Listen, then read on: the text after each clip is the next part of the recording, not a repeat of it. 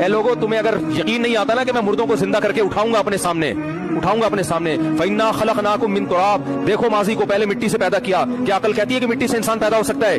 ثُمَّ مِن نُطْفَةٍ، پھر اس مٹی سے منی کا قطرہ بنایا. کیا عقل کہتی ہے کہ مٹی سے منی بن سکتی ہے؟ ثُمَّ مِن عَلَقَةٍ، پھر ہم نے اس منی کے قطرے کو خون کا لوتھڑا بنا دیا. عقل مانتی ہے کہ منی کا قطرہ ماں کے پیٹ میں جا کے خون بن سکتا ہے؟ ثُمَّ مِن مُضْغَةٍ، پھر اس خون سے ہم نے گوشت بنایا. عقل کہتی ہے کہ خون سے گوشت بن سکتا ہے؟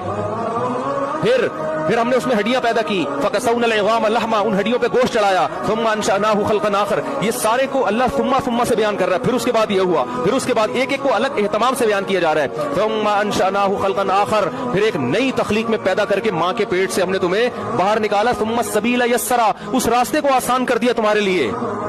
پھر جب تم دنیا میں آتے ہو پھر آسمان سے بارشیں برسا رہے اور زمین میں تم بیج ڈالتے ہو، ایک گٹلی ڈالتے ہو. فالق الحب، اس گٹلی کو پھاڑ کے تناور درخت بنا کے پھول لگاتا ہے. پھر اس میں آم پیدا کر کے ان ہر آم میں گٹلی، پھر اس ہر گٹلی میں یہی پروسیس. تو اللہ کہتے ہیں جو اتنی قدرت کے نمونے تمہیں دکھا چکا ہے اس کے بارے میں تم دھوکے میں مت آنا کہ وہ تمہیں دوبارہ زندہ نہیں کر سکتا، وہ کرے گا زندہ.